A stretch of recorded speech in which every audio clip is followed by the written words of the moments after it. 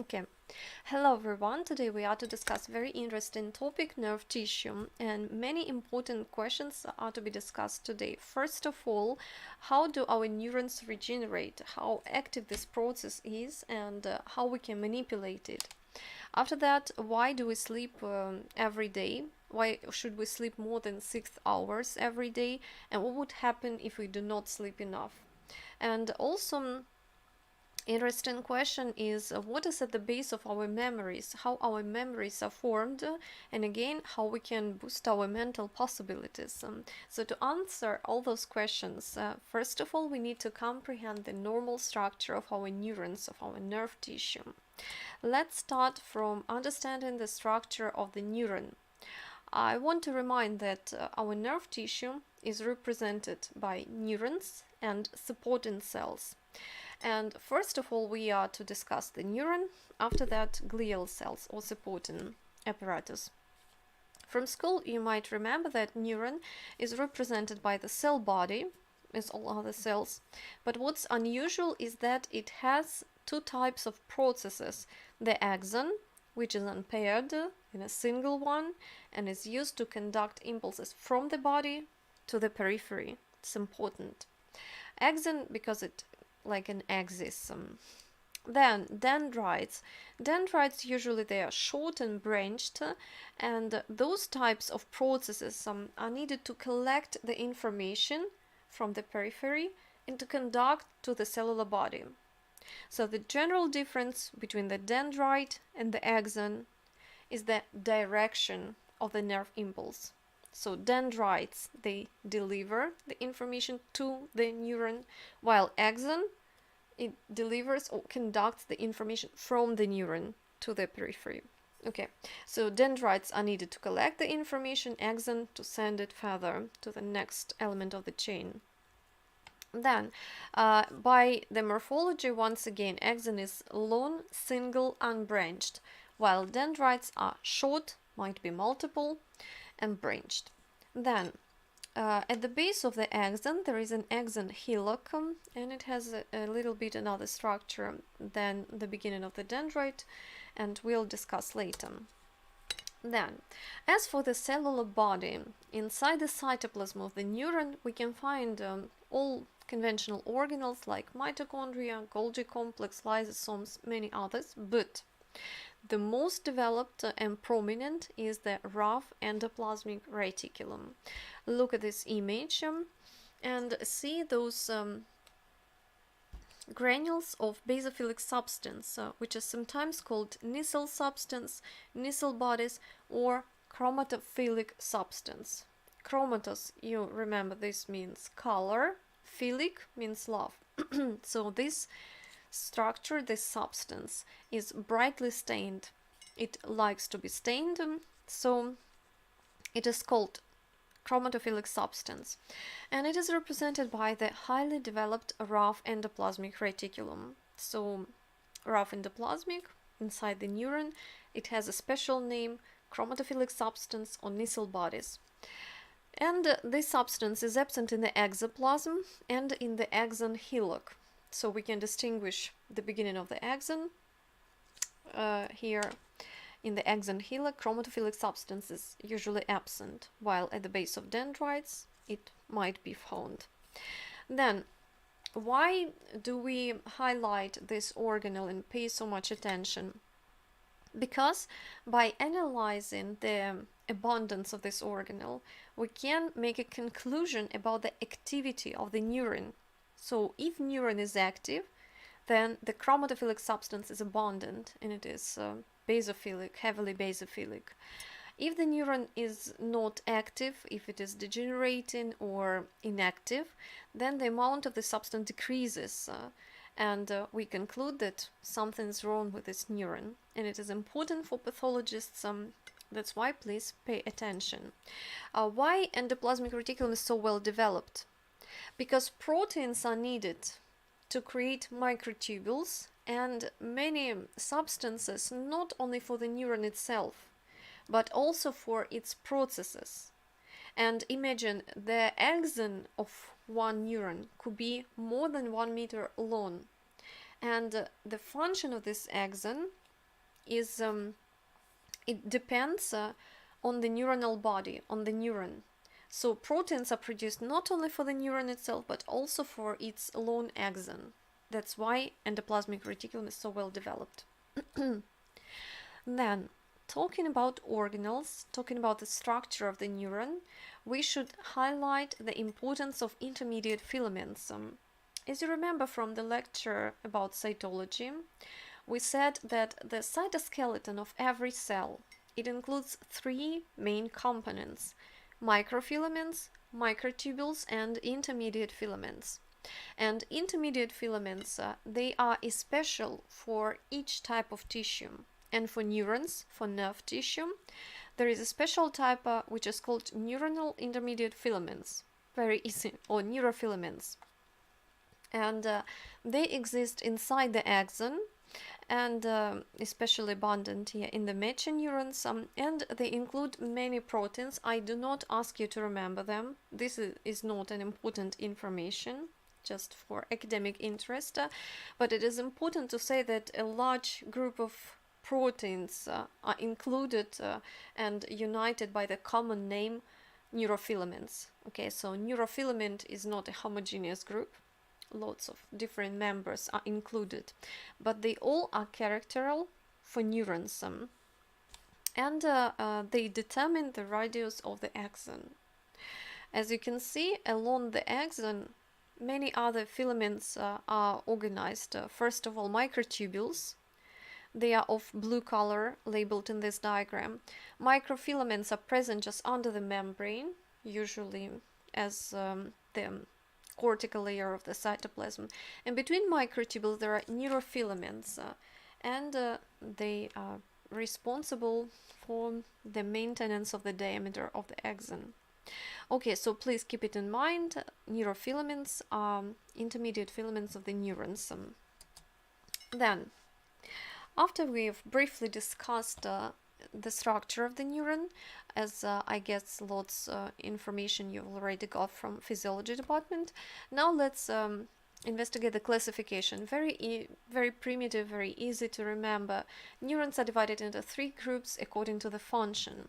So they are sensory, motor, or interneurons, which are put between one and another.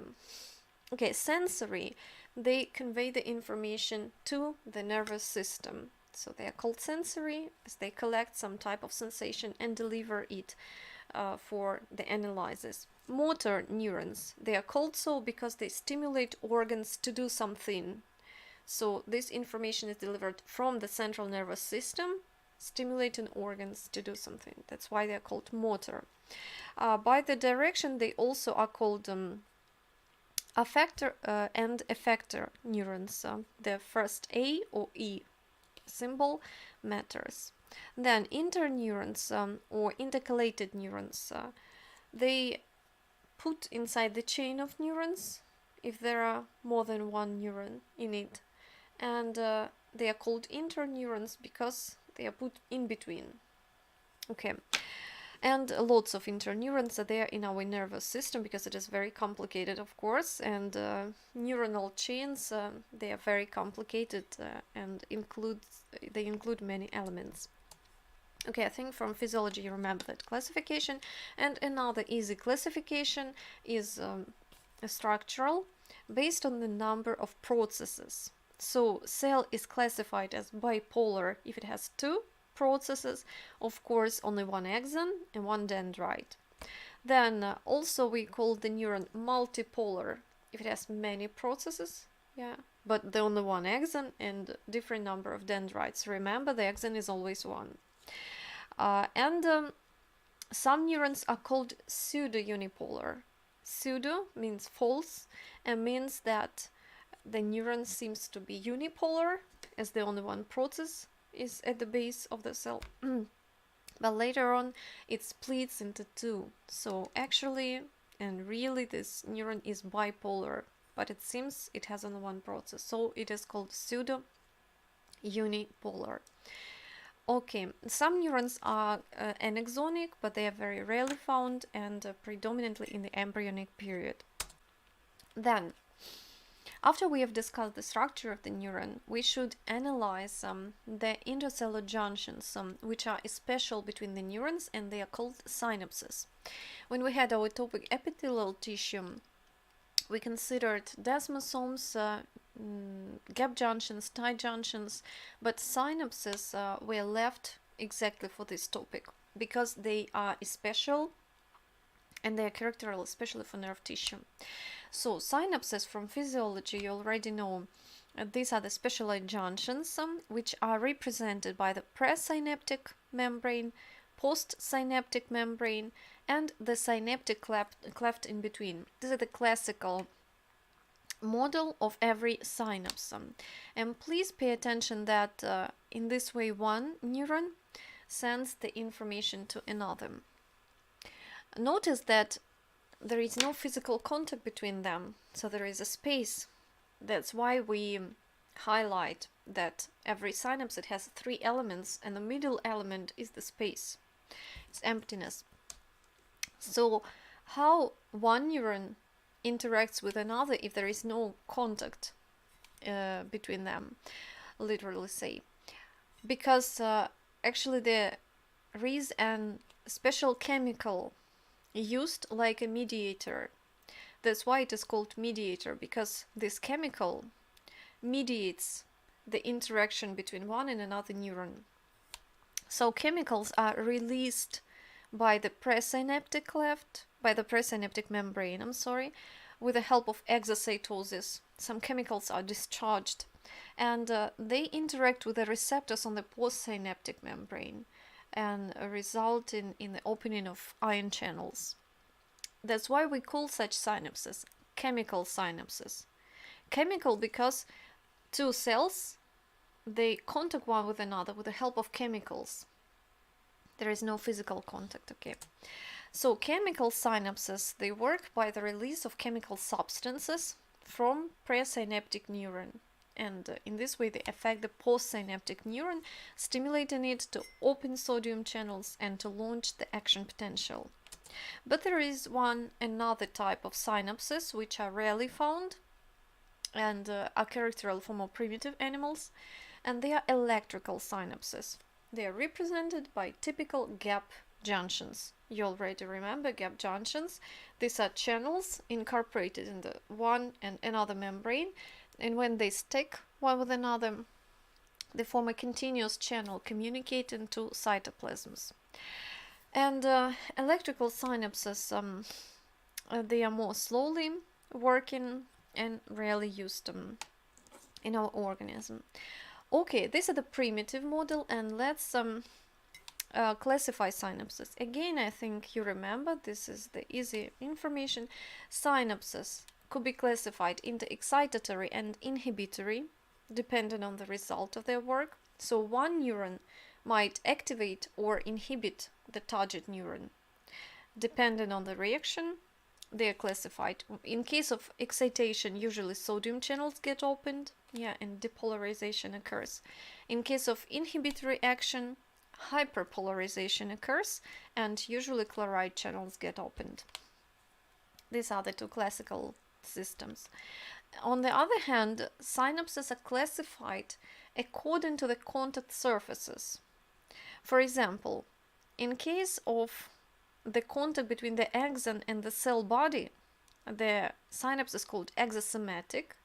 In case axon is in contact with a dendrite, such synapse is called exodendritic. And guess what? If one axon is in contact with another, of course, this is the exoxonic synapse, and usually they are inhibitory. These are the 3 classical types, and everything's quite clear, I think. Now, let's a little bit complicate the system, and let's talk about dendritic spines. Now, imagine that every synapse is a unit of information. Every synapse is formed under the influence of circumstances and is responsible for our memories. For example, if we feel the smell of an apple, we see the shape of the apple, we feel its smell, and we associate the smell with a shape in our brain. So synapses are formed,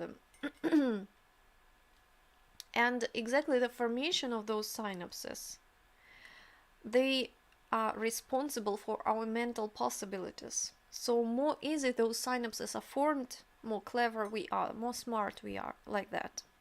But of course they shouldn't be formed too actively, otherwise some such diseases like schizophrenia could be developed.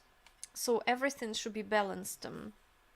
And synapses, like the digital information, they should be used. If it is not used, then such synapses get deleted.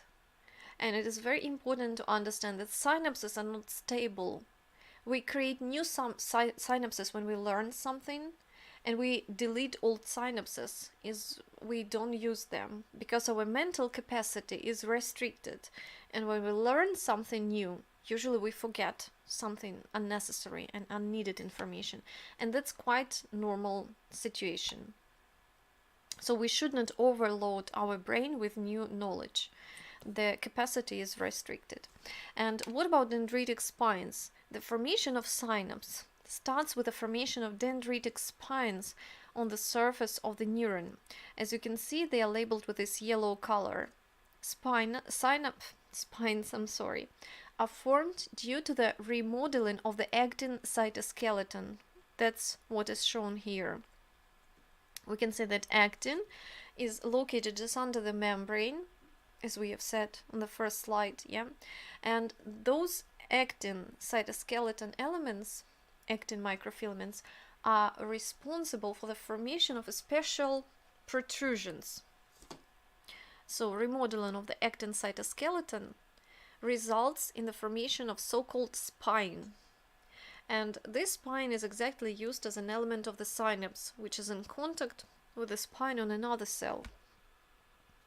In case those spines are regularly used, they get fixed and they are stable and they are responsible for our memories. If those spines are used on the several times, if they are not regularly used, they are forgotten, they are digested, they are removed, they are cleaved. And in this way, there is a continuous process of formation and degeneration of those spines, and with them, different synapses. Okay, and now this process is actively investigated, because activating the process of spine formation, we can activate and boost our mental possibilities, and also we can help some patients with mental disorders like autism, Alzheimer's diseases, and many others. Okay, so let's move on. And one another brilliant explanation why synapses are very important. I want you to understand that every neuron has lots of synapses, not only one. Yeah, and look at this one. This is the neuron, which is purple, and all synapses are green. Those spines are green. Notice how many dots are there on the surface of every neuron. So our neurons are highly branched, and as it is written, each neuron forms up to 15,000 connections with another neurons with the help of synapses. Up to 15,000 on the surface of every neuron, and every is responsible for a special type of memories. Okay, so understanding this complicated system, we understand why our neurons are not replaced actively. Our neurons can be regenerated as active as our epidermis does. Why? Because every neuron is the storage of information. In its branches, in every synapse, there is a bit of information. And losing this neuron, we lose all the information. So in case we regenerate neurons so actively as our epidermis, in this case, we would forget everything once in several days. We can't afford this. Yeah, we keep some memories along all our life. That's because our neurons live together with us, and because they preserve those dots of information. So regeneration of neurons means regeneration of cells, but not memories. Okay. And now let's investigate the system of synapses in details, because everything's a little bit more complicated. Except those three conventional elements, you already know there is one more also affecting its function. So presynaptic element, you know, it contains neuromediators and vesicles, and that's how we distinguish presynaptic from postsynaptic, yeah? Because presynaptic, it contains vesicles, which are discharged once the neuron is activated. After that, the synaptic cleft, and postsynaptic membrane with the receptors to this neuromediator. Okay, but what else? Except the two neurons, there is another element surrounding the synaptic cleft and neurons, and this element is represented by glial cells and astrocytes, if to be exact. So what is the function of astrocytes in the synapse? They also add some mediators to the synapse, affecting the function of nerve impulse conduction. So glial cells, they not only insulate the synaptic cleft, preventing the leakage of neuromediator out of it, but moreover, those glial cells, supporting cells, they add something to the cleft, affecting the nerve impulse conduction. That's why nowadays we talk about tripartite synapse concept. The word three means three elements, except two neurons, also glial cells are present. So we should take it into account. And as it is written here, one astrocyte might be in contact with up to 2 million synapses. So those supporting cells, they should insulate every synapse and take care about it. Moreover, in case this synapse is no longer needed, those astrocytes remove and phagocytose it. And on the other hand, if the synapse is especially needed, then glial cells, they support and maintain this synapse and help it to survive. Okay, we'll return to the role of glial cells and astrocytes in the synapse formation a little later. Okay, and now, after we have already discussed the structure of the neuron, the synapse and its structure, we should also talk about the axonal transport systems. Axonal transport is important because neurons are especially long, and transport along these cells is especially important comparing with another cells. So in the topic cytology, we have already discussed that microtubules are needed to transport different organelles, and there are two motor proteins working on the surface of microtubules and helping to deliver elements to the one or another end. You remember that there is a kinesin, this funny protein. It walks along the microtubule from the cell center to the cell periphery. So from the perikaryon, from the cell body to the synapse. And in the opposite direction, another protein works. In the opposite direction, dynein walks, and dynein delivers substances from the synapse to the perikaryon, to the cellular body. Okay, and why it is important? Because sometimes some infections, they, for example, some microbes, they enter our organism through the wound, and when nerve ending is cut, and then using the retrograde transport with the help of dynein, they get delivered to the nervous system and infected. And that's what we should take into account. Despite the wound is far from the central nervous system, the virus or some bacteria might enter the central nervous system through our neurons, because inside our neurons the process of transport is very well developed. So anterograde transport is transport from the neuron to the periphery. Retrograde transport is transport from the axon to the cell body. And another important aspect of the axonal transport is the speed. There are two systems: slow transport, up to 4 millimeters per day, and fast transport, 400 millimeters per day, much faster. And slow transport is characteristic only for anterograde transport. So anterograde could be slow and fast, while retrograde is only fast. Okay.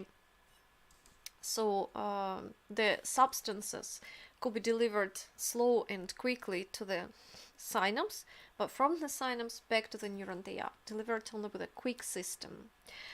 And now, what is important to say? You remember from the topic cytology that microtubules, they are associated with the help of magnesium ions and GTP energy.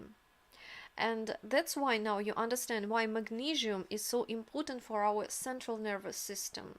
Because comparing with another cells, our neurons, they need microtubules much more than other cell types.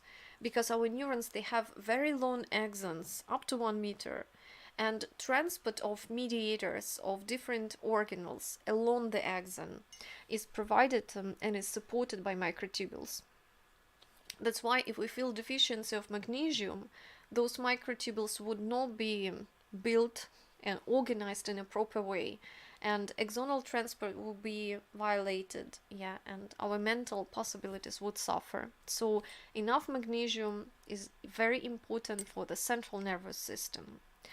Then another important element should be mentioned is the tau protein. It is needed to stabilize microtubules, and it is important for microtubule assembly. So except magnesium ions, tau protein should be used to polymerize microtubules. You remember that microtubules are always in a process of dynamic instability. So some of them are in the process of assembly, some of them are in the process of disintegration. And there is always a balance between the two. And microtubules polymerization is also supported with the tau protein. Especially it is found in the nervous system, again, because especially in the nervous system, microtubules are extremely long. That's why special additional proteins are needed to stabilize it. And what is the clinical aspect of this knowledge? That in case tau protein is damaged or improperly folded, for example, due to mutational process, then it is deposited in the neurons in form of such fibrils, as you can see, labeled with arrows. So for a very good pathologist, it is important to notice those changes in the nervous system and to make a correct conclusion and to check the quality of tau protein. And of course, in case of Alzheimer's diseases, this protein doesn't work properly. So understanding its function, we would understand how to improve it and how to help those patients. Okay, in general, it highlights one more time the importance of microtubules in our neurons. And what's interesting, the information is not important, but I think it will help you to understand the function of microtubules. There is a special disease which is called chronic traumatic encephalopathy, and this is what is characteristic for all boxers and also soccer players and many other athletes. If they are regularly beaten, their head is regularly injured with mechanical traumatic process.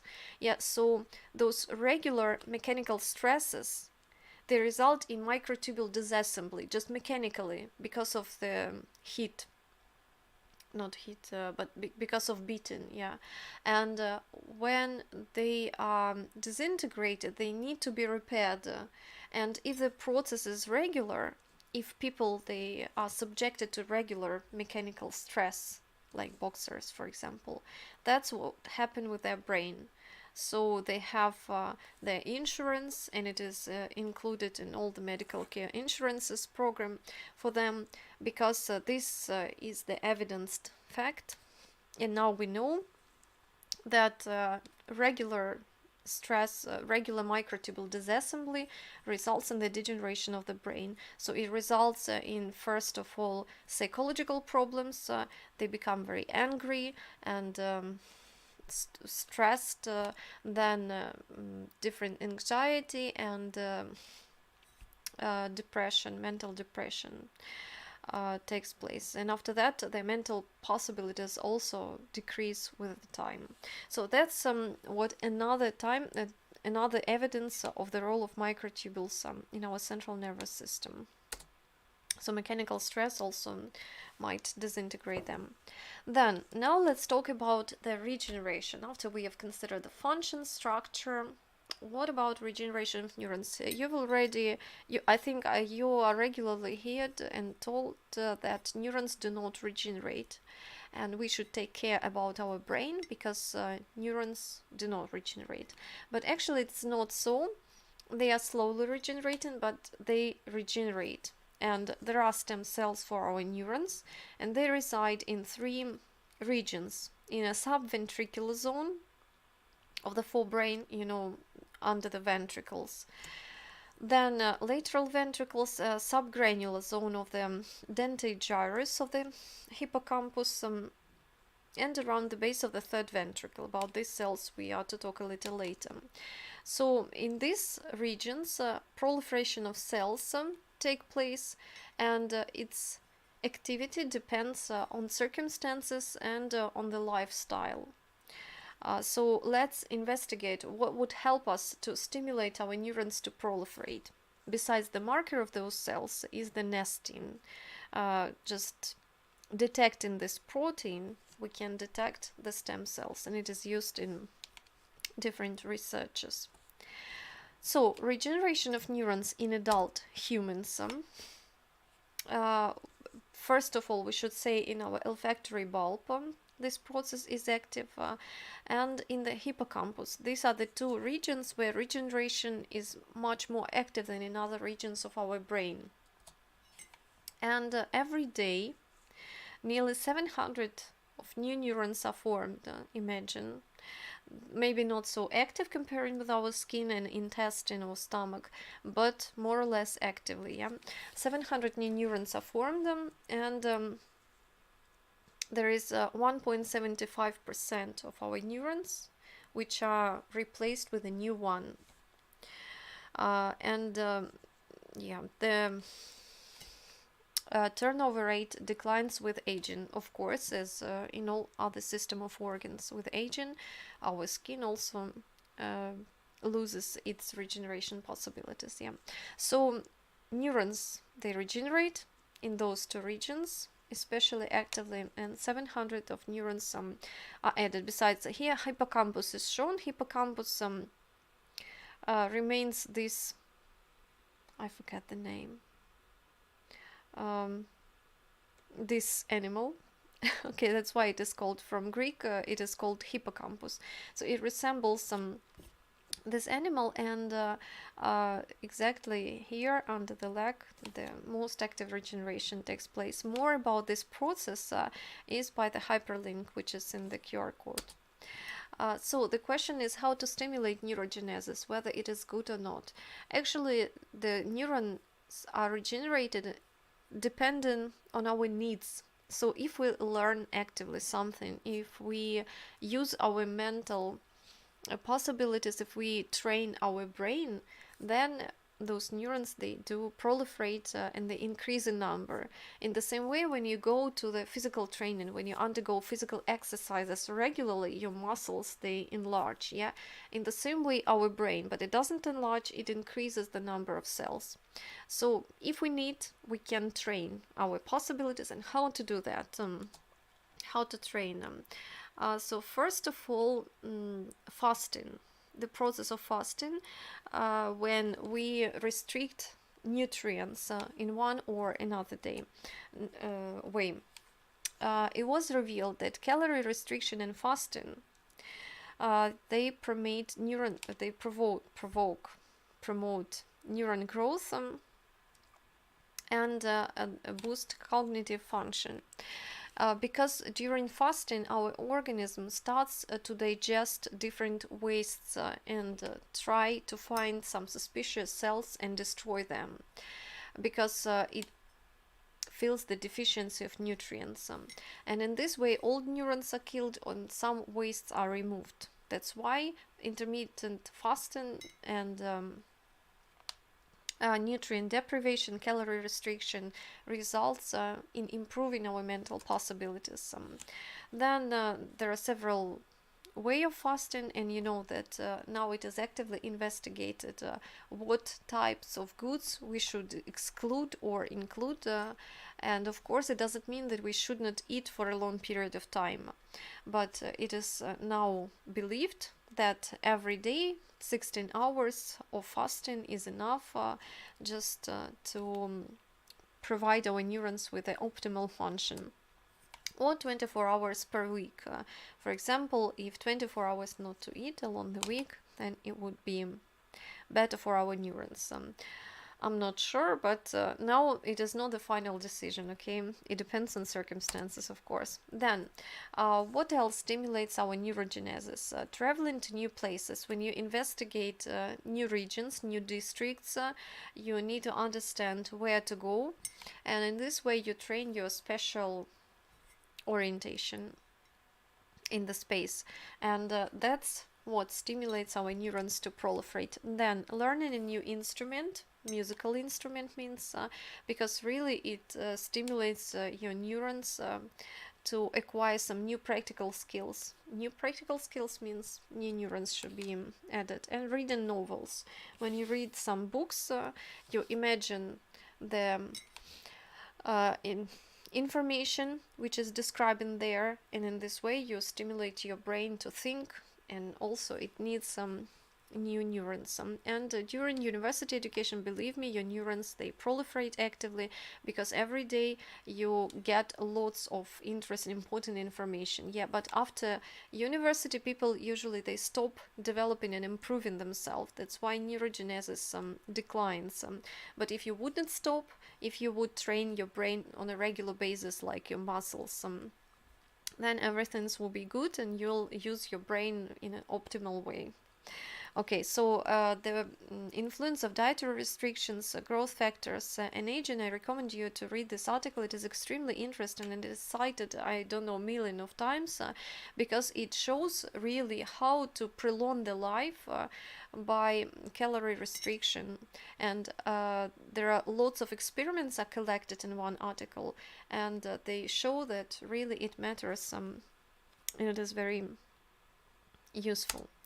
Okay, then next, here just the general information. It shows us the effect of calorie restriction on the monkey, which is very closely related to humans on a genetical level. So we see one monkey which was given a food with high calories, fried food with high cholesterol and fat content, and another monkey almost of the same age. In terms of monkeys, they are old, both are old, okay, but another monkey got much less food and predominantly vegetables, like that, and low cholesterol, low fat. So as a result, we can see that this monkey looks much more pretty than another one. Moreover, if to measure the cholesterol level, the level of atherosclerosis, the condition of the skin, the first one, it has much better parameters comparing with another one. And everything also is reflected in the brain, so the mental possibilities of the first one is much better than the second one. So the food, and in this case exactly the calorie restriction was shown. So the full ration, when monkey is fed very well, doesn't mean that it results in the well health. So sometimes it is better to eat less, like that. Okay, so let's return to our lesson and to the topic, and now let's talk about glial cells. We have discussed neurons, the working cells, and now supporting cells or servants of neurons.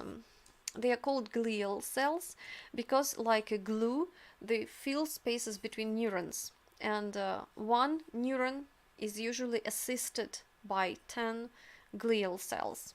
So in general, glial cells, they are divided in a central and peripheral, in the central nervous system and in the peripheral respectively. So about peripheral we are to talk later.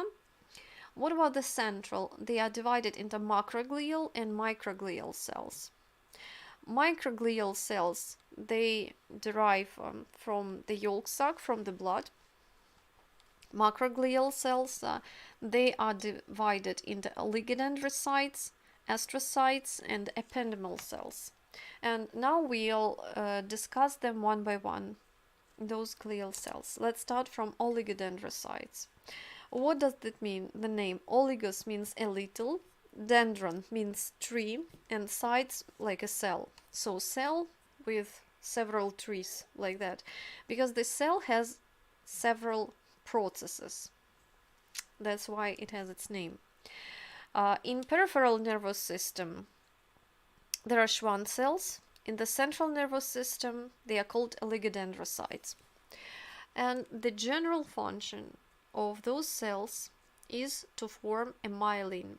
So they form myelin sheet around nerve fibers. Myelin is needed to increase the speed of nerve impulse. So myelinated nerve fibers are much more quick than unmyelinated. And exactly this myelin is formed by oligodendrocytes. As it is written, the thickness of myelin depends on the neuroregulin. The protein is used also to detect the myelin in experiments. But what is important is that oligodendrocytes are also responsible for nerve fiber regeneration. Please do not confuse with neuron regeneration. Neurons regenerate in quite another way. But when the axon is cut and need to be regenerated, then oligodendrocytes are especially needed. Okay, so let's investigate what is the myelin and how do oligodendrocytes form those myelin and why myelinated fibers are faster. So in embryonic development, the axon is surrounded by the so-called neurolemocyte, future oligodendrocyte. Neurolemma means the neural and the lemma, lemma like plasma lemma, the envelope. So as you can see, the future oligodendrocyte, something like involves the axon in its, not in its cytoplasm, but inside them. And after that, when the axon gets surrounded by the membrane of oligodendrocyte, so-called mesaxon is formed. This axon or this cell starts to roll around the axon, and as a result, the membrane wraps around the axon like a scarf around the neck. And with the time, a layer of membranes is formed around the axon, and exactly this layer of membranes is called myelin. So myelin is of white color and our brain is white because it contains lots of membranes.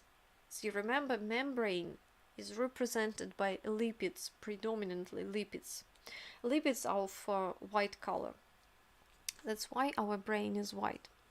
Okay, so once again, myelin is formed when the axon gets submerged inside the oligodendrocyte, and the membrane of oligodendrocyte wraps around the axon. So myelin itself is represented by the membrane, many layers of membrane of the oligodendrocyte. Okay, so notice that the cytoplasm of the Schwann cell or oligodendrocyte of Schwann cell is left on the periphery, and now it is called neurolemma. So neurolemma is the cytoplasm of the Schwann cell present over the myelin sheet. Okay, so myelin insulates the axon from the outer environment. So here, independent on changes of ion concentration, the axon would not be affected. So the essence of myelin is to insulate axon from the environment. Okay, so let's look at this diagram. I think from physiology department you got some basic knowledge about nerve impulse conduction.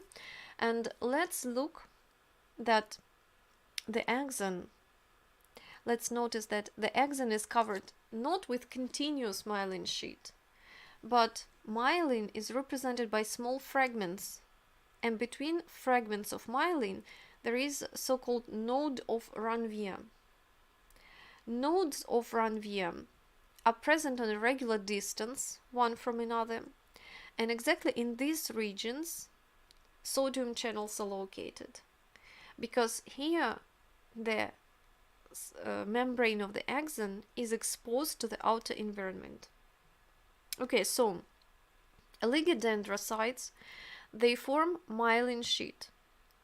Myelin is represented by many layers of oligodendrocytes membrane, and myelin is not continuous, but every oligodendrocyte forms only a fragment, and between fragments of myelin there are gaps, which are called nodes of Ranvier. And it is extremely important to understand how nerve impulse is conducted in the myelinated fibers. Let's concentrate our attention, it is important. So, in myelinated fibers, when cells get depolarized between the myelin sheet and the nodes of Ranvier, this action potential creates an electromagnetic field around this region. You know that around the charged particle, electromagnetic field is formed. So once the node of Ranvier is discharged, depolarized. Once sodium ions enter the cytoplasm, depolarization occurs, and due to depolarization, electromagnetic field is formed around this node, and this electromagnetic field is spread to the nearest nodes of Ranvier. Then, in the next node of Ranvier, electromagnetic field stimulates opening of sodium channels. They get opened, depolarization occurs. As a result of depolarization, another electromagnetic field is created and it is spread to the next node of Ranvier. Then, due to this electromagnetic field, sodium channels get opened in the next node, and this region get depolarized. Due to depolarization here, another electromagnetic field is created and it is spread to the next node of Ranvier. That's why the nerve impulse is something like jumping from one node to another. Between the nodes, impulse is spread due to electromagnetic field. Inside nodes, due to the ion transport. What is the difference between myelinated and unmyelinated? In unmyelinated, we can see the continuous transport of ions. So once sodium channels get opened, depolarization occurs, and it stimulates the depolarization of the nearest segment. And this wave is slowly propagating because channels, by opening, can stimulate only neighboring channels to be opened. In case of myelinated fibers, channels are opened only in the node of Ranvier. From one node to another, electromagnetic field conducts the impulse. The speed of electromagnetic field is the same as the speed of light. This is the highest speed in the world. That's why myelinated are faster. Because once again, in unmyelinated, ion transport occurs along all the axon. Ions are transported along all the axon. In myelinated, ions are transported only in nodes of Ranvier. That's why myelin sheet is not continuous, because electromagnetic field is very weak and it could be spread only for a very small distance, but much faster. Okay, so I hope you understood. If not, then please ask during practical lessons or in other lectures. Then, another thing should be understood is the Schmidt-Lantermann clefts. As you can see in the myelin sheet on the cross section, some white lines could be found. Those are remnants of the cytoplasm of the oligodendrocyte, and they are formed in the embryonic development. and in the process of nerve fiber formation. Here the explanation is given. In this diagram you can see the axon and the oligodendrocyte, or the Schwann cell in this case. Schwann cell, when it is unwrapped, you'll see that it contains some cytoplasm remnants in the myelin. So cytoplasm is not completely removed from the myelin, but in some regions it is left. So myelin is represented not only by membranes, but sometimes between the membranes some amount of cytoplasm is remained. So those remnants of cytoplasm, they can be found in form of Schmidt-Lantermann's cleft. Okay, and one more important thing is that the difference between the Schwann cell and oligodendrocyte. They both are responsible for myelin formation, but Schwann cell is completely wrapped around the axon, and one cell forms one myelin fragment. While for oligodendrocytes, we have many myelin fragments. One oligodendrocyte sends lots of processes and forms many myelin fragments. Okay, so that's the difference. Oligodendrocytes are in the central nervous system, and one cell forms many fragments, while Schwann cell in the peripheral nervous system and forms one myelin fragment. Okay, and the cytoplasm of Schwann cell is left on the surface in form of neurolemma. Then this is the transmission electron micrograph showing us the axon designated with A, then myelin represented by many layers of membrane if to magnify better. And here is the nucleus of the Schwann cell and remnants of its cytoplasm on the surface. So this is the neurolemma. This is the Schwann cell forming this myelin envelope. Okay, what about unmyelinated fibers? Unmyelinated fibers are also associated with oligodendrocytes or Schwann cells, but in case of unmyelinated fibers, Schwann cell is put in the center and it is associated with many axons. Yeah, so in case of unmyelinated fibers, many axons are in contact with one Schwann cell. And the key difference is that axons are not insulated from the outer environment. So if here ion concentration changes, these changes would affect the axon because there is only one layer of membrane around the axon. Yeah, while in case of myelinated fibers there are many layers of membrane, and in case of myelinated fibers, axon is protected from the outer environment. It is insulated. So in embryonic development, Schwann cell, it first engulfs many axons and then spread it in its cytoplasm, and eventually we can see this structure of the myelinated fiber when the Schwann cell is in the center and axons are at the periphery. Multiple axons are there. Okay, after we have discussed the oligodendrocytes, let's go to astrocytes. They are called so because astra means star. They are star-shaped with many processes, and in this fluorescent micrograph it is very well shown. So they are divided into protoplasmic, present in the gray matter, and fibrous, present in the white matter. And by the functions, we have already mentioned these cells when we discussed the synapse. Now let's talk in details. First of all, they form the blood-brain barrier. We'll discuss later.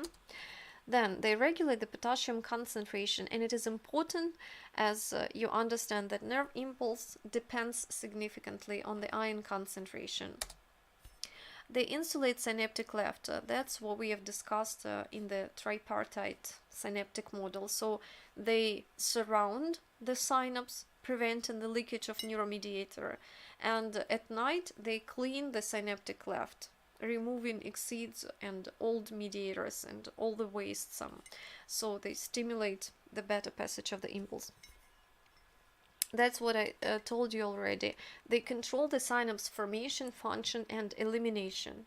So astrocytes, they not only surround the synapse and affect the nerve impulse conduction, sometimes decreasing, sometimes increasing the speed.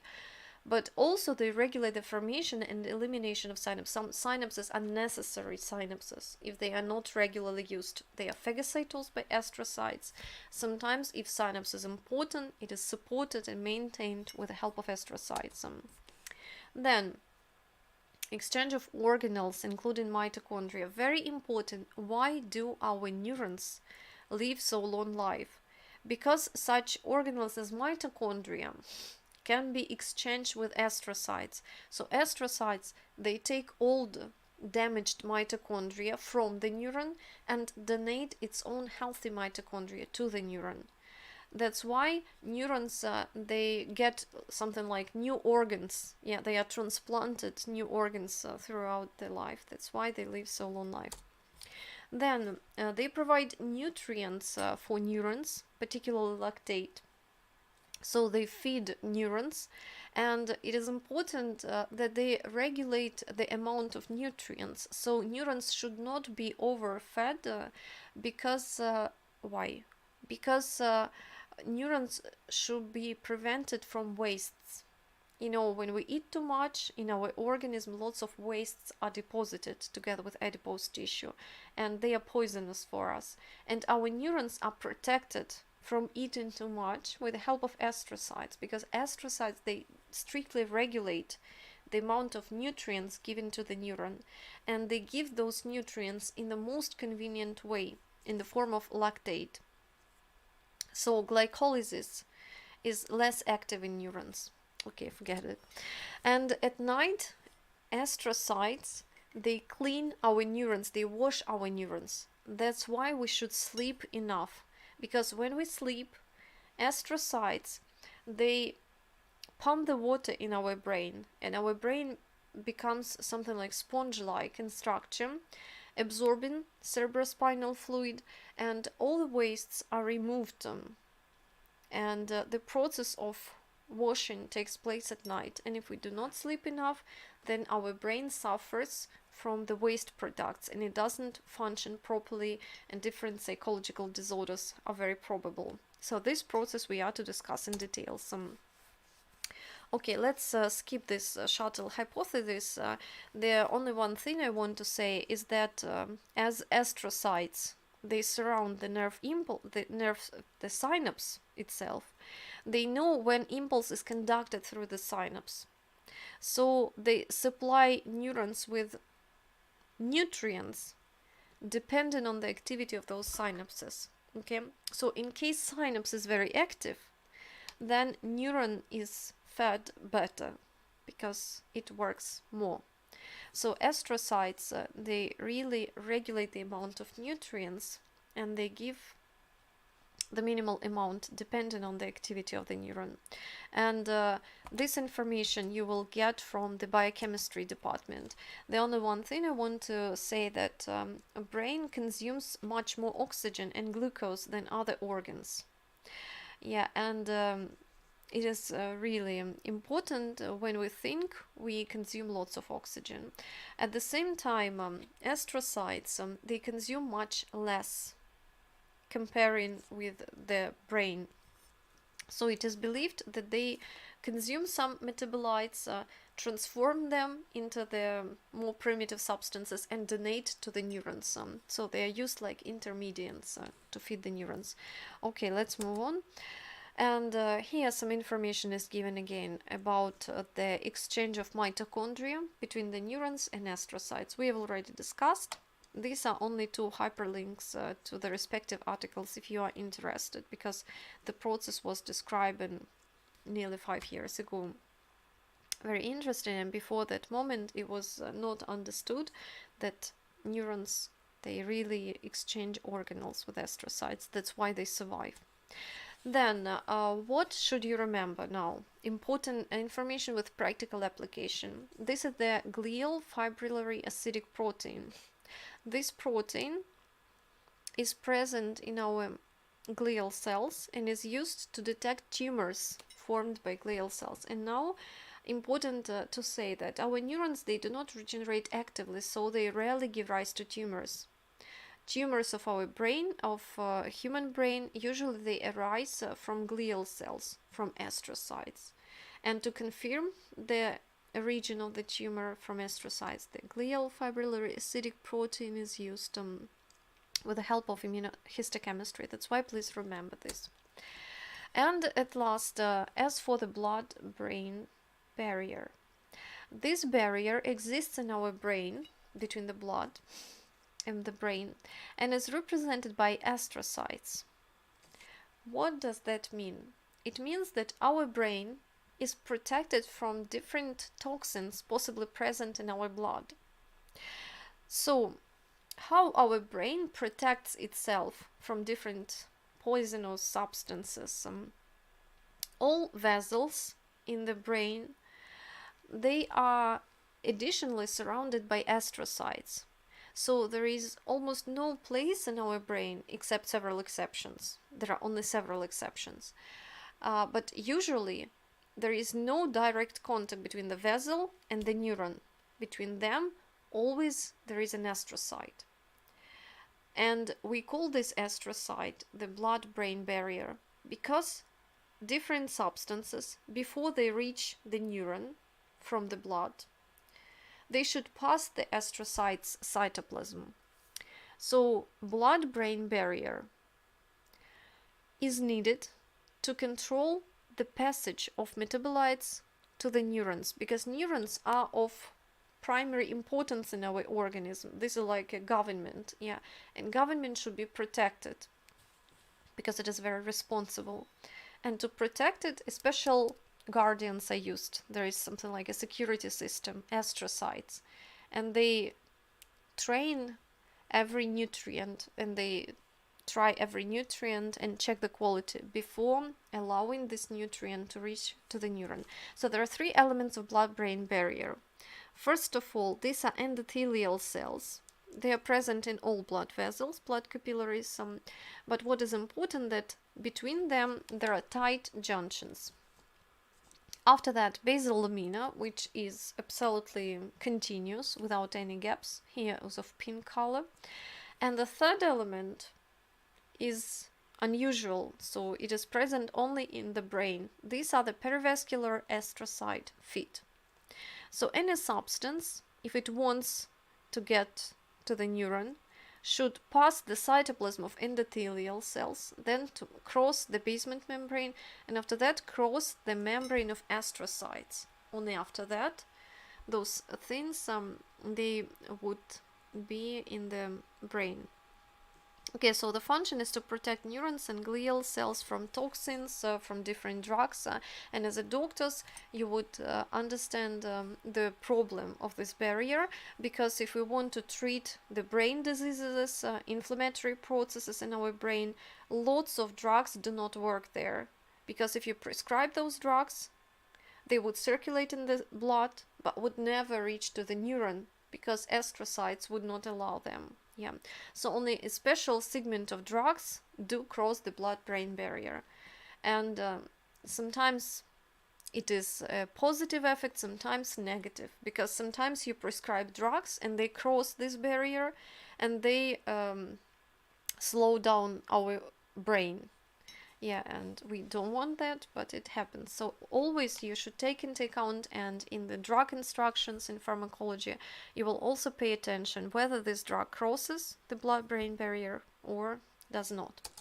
Notice also that in some places of our brain, blood-brain barrier is absent. For example, circumventricular organs and in the choroid plexus, where the cerebrospinal fluid is formed.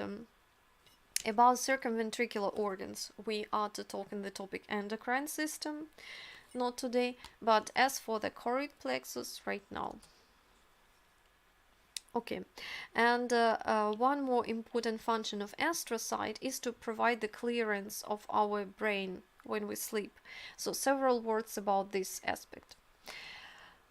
When we sleep, before that, we should discuss ependymal cells. Ependymal cells, this is the third type. After oligodendrocytes and astrocytes, we have ependymal cells. They line the cavities of our brain, ventricles, they are called, and the central canal in the spinal cord. They lie in the cavities, which are filled with the cerebrospinal fluid.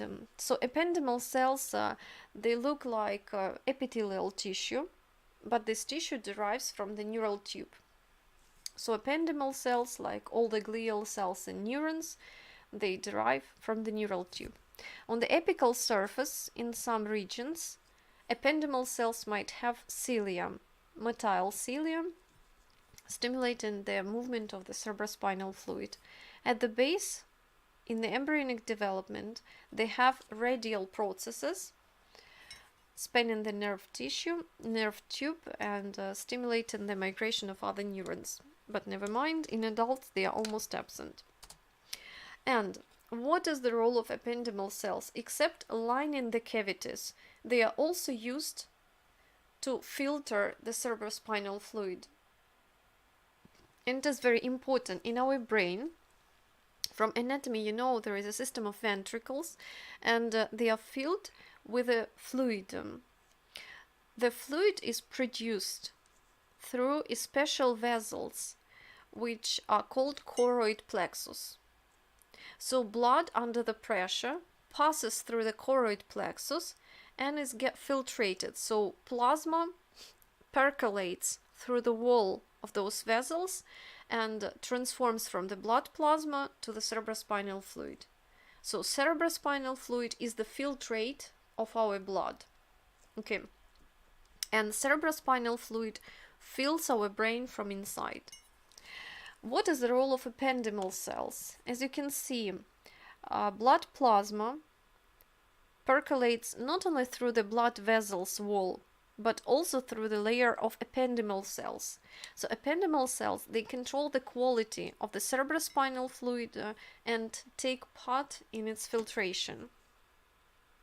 Because they are connected with the tight junctions, as you can see, tight junctions are between them.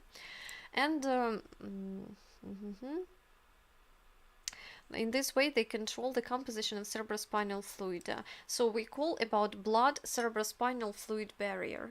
There is not only the barrier between the blood and the brain, but also there is a brain between the blood and cerebrospinal fluid. And this barrier is represented by ependymal cells. Okay. It is important because cerebrospinal fluid is usually used to analyze for analysis, and it is very important. And now about the role of this fluid. What does it do at night and why do we sleep? Now, what should we comprehend? When we sleep, cerebrospinal fluid, it is produced on a regular basis. It fills the brain from inside, the brain ventricles, and then through special openings, Lushka and Magendie, it is drained and enters the subarachnoidal space. So cerebrospinal fluid being produced inside the brain eventually washes the brain from outside, because there are special openings through which this liquid get out of the ventricles. Now, once the fluid surrounds the brain, when we sleep, along the major vessels, the fluid enters the brain tissue along the vessels. But you remember that every vessel is surrounded by astrocytes. There is a barrier. So cerebrospinal fluid can't enter the nerve tissue directly.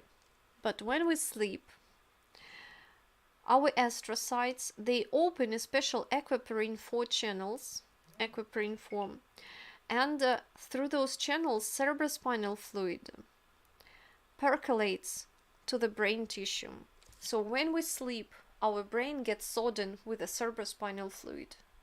Okay, so fluid is produced inside the ventricles, then from ventricles it gets to the subarachnoidal space, washes the brain from outside, and when we sleep it enters the brain and soddens it. As you can see, once again, from subarachnoidal space, cerebrospinal fluid enters along the major vessels, then from the perivascular space it enters the nerve tissue through the channels in the astrocytes. Then this cerebrospinal fluid washes all the wastes, it cleans the brain, it washes all the synapses, and like the rain, yeah, its dirty water is then removed to the pipe system. And in the same way, the cerebrospinal fluid, dirty fluid, is transported through the same channels to the perivascular spaces of our veins. And along the veins, it is delivered to the subarachnoidal space back. Okay, so when we sleep, cerebrospinal fluid circulates from the perivascular spaces of our arteries through the nerve tissue to the perivascular spaces of our veins. And along the veins, it is transported back to the subarachnoidal space. So here this mechanism is shown. This mouse is sober-minded, and this mouse is sleeping, and the level of cerebrospinal fluid is shown. When it is sleeping, cerebrospinal fluid it sodden all the brain. And the question is, what is the final destination of those wastes, and to which element they are transported. So once those wastes are removed from the brain, dirty cerebrospinal fluid appears in the subarachnoidal space. From here, it is absorbed by a special type of lymphatic vessels. Those lymphatic vessels were discovered only in the 2015, nearly 6 years ago. Before that, it was thought that our brain has no lymphatic vessels, but it was revealed that in the arachnoidal space, in subarachnoidal space, lymphatic vessels are present, and exactly there all the wastes are absorbed and removed to the deep neck lymphoid nodes and to the nasal cavity. Because in the nasal cavity there is a lamina cribrosa, you remember from the anatomy. And lamina cribrosa, it separates our brain from the nasal cavity, and as it is perforated, there is a communication and some exceeds of cerebrospinal fluid discharged to the nasal cavity. But of course, predominant majority of this liquid of those wastes are delivered to the deep cervical lymph nodes. Okay, in this way, ependymal cells, they stimulate and they control the filtration of the cerebrospinal fluid. On the other hand, astrocytes, they control the transport of this fluid to the neurons. And all together at night, they participate in the washing our neurons, washing of our glial cells. All the synapses get washed, and as a result, the brain is empty, clean, and ready to work again. If we do not sleep enough, then brain is suffering from wastes, from toxins, and it doesn't perform its function effectively. Okay, and about ependymal cells, you have to know one special type, which is called Tanycytes. Tanycytes, they are present in the region of the third ventricle, close to the hypothalamus. And what is the feature? While other ependymal cells, they do not have the basal process, Tanycytes they have. And at the base of every cell, we can see a long process which spans the brain and is in contact with the hypothalamus and even the median eminence of the hypophysis. So, what is the function of those Tanycytes?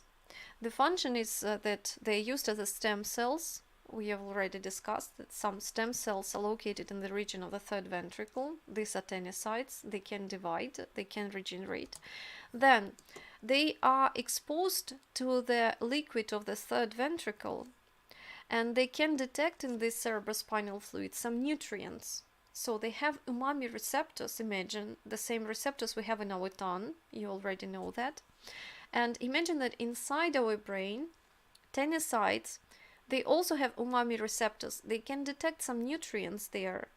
And they analyze the composition of cerebrospinal fluid and makes the decision about the nutrient balance of our organism. I mean, they control our appetite and energy expenditure.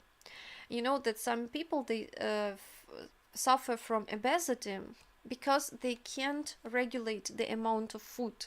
They do not get satisfied in time. There is no satisfaction feeling, and that's because of the problem on a regulation on the level of hypothalamus, because usually in hypothalamus, Tanycytes, they monitor the composition of nutrients and they decide whether to eat more or less. And that's why this region is actively investigated right now. Okay, so once again, the general feature of Tanycyte is that they have a long process at the base, and with the help of this process, they communicate hypothalamus with the cerebrospinal fluid, and they can detect some elements in the cerebrospinal fluid and inform hypothalamus about that. So even gonadotropin releasing hormone could be produced dependent on the decision of Tanycytes. Okay, we'll discuss them later in the topic endocrine system. And we are approaching to the end, and let's talk about microglial cells. These type of glial cells, they are not residents of the nervous tissue, but they derive from the embryonic yolk sac. Early in embryogenesis, yolk sac is performing the function of hematopoietic organ. So it forms some hematopoietic cells, they arrive to the central nervous system and reside there forever. So this is the population of self-renewing macrophages. So in some textbooks it is written they derive from monocytes. I want to highlight it doesn't work because now it is revealed that microglial cells, they derive from embryonic yolk sac. Some monocytes from bloodstream, they might enter the central nervous system, but due to the blood-brain barrier, it occurs very slowly and not effectively. That's why predominantly macrophages in the central nervous system, they divide themselves and they are self-renewing population. So in this way, microglial cells, they differ from tissue macrophages in other organs. They work as phagocytes and antigen-presenting cells and help to maintain blood-brain barrier. BBB means blood-brain barrier during the inflammation. But what it is written, in case of sustained inflammation, microglial cells might break down the blood-brain barrier to stimulate monocytes and other leukocytes to arrive from the bloodstream. So in case the brain is inflamed or suffered for a long period of time, then blood-brain barrier could be even broken because it has dual function. Sometimes it is like a problem. Okay, and the last slide for this lecture. I think you're very glad to hear that. Okay, but a little bit of your attention for nerve fiber regeneration. Not only our neurons regenerate, but even a part of the neuron when it is broken. For example, the axon. As we have said, axons, they are very long, extremely long, and sometimes due to traumatic injury of our extremities, for example, some nerve fibers are cut, broken. So what happened and how to stimulate this process? So if axon is cut, what happens in the cell body? As you can see, the amount of Nissl substance decreases. So the chromatophilic substance disappears. And this is the sign of neuronal damage, as we have said at the beginning, yeah? Then what happens with the damaged part? There is the anterograde degradation. So the axon in front of the damage, just after the damaged site, the axon is get cleaved and phagocytosed by microglial cells, and it is very important. So the first important factor for neuronal regeneration is to remove the damaged part. Of course, this is the dead part and it should be phagocytosed. So first of all, we should stimulate phagocytosis and removal of the dead tissues. After that, what happens? oligodendrocytes, they organize themselves along the imaginary line connecting the axon with the organ, with the target organ. And exactly oligodendrocytes, they help axon to estimate the direction of the growth. So axon itself doesn't know what is the direction where to grow. It sends several branches, but only those branches survive which are oriented along the oligodendrocytes dashed line. Okay, that's why if you are asked which cells are extremely important in nerve fiber regeneration, you choose oligodendrocytes, because those cells they not only form future myelin sheet around the newly formed axon, but first of all they decide and estimate the direction. And after that, nearly after 3 months, it of course depends on the distance, on circumstances, on the age first of all, but usually after 3 months the regeneration is complete, the axon is connected to the target organ, and as a result chromatophylic substance reappear, and this is the evidence of the complete regeneration, of successful regeneration, and myelin myelin sheet is formed around the axon. Okay, so the major conclusion we should make is that the regeneration in the peripheral system, peripheral nervous system, is more active than in the central nervous system, because in the central nervous system there is a blood-brain barrier. Blood-brain barrier doesn't allow leukocytes to come and to digest the damaged fiber. And in the central nervous system only local resident microglial cells work, while in the peripheral system monocytes are actively attracted and they phagocytose everything much more quickly and effectively. Okay, so that's all for this lecture. Thank you for the attention, and thank you for subscribing to our channel and for all the comments. It's really very important for us. Thank you.